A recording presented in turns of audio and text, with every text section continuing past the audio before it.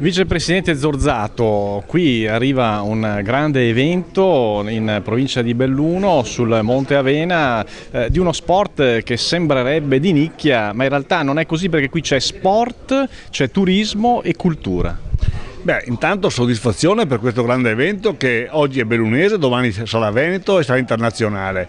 Immaginiamo più di 500 tra piloti e accompagnatori per quasi un mese in quel di Belluno nel 2017, ma soprattutto, siccome il mondo ci guarda e siccome Belluno e le sue montagne sono straordinarie, questi comuni stanno lavorando in squadra, immaginiamo migliaia di persone che per un mese intero condivideranno le nostre bellissime montagne e faranno vita di campagna, vita di montagna, paesaggi straordinari, turismo e sport.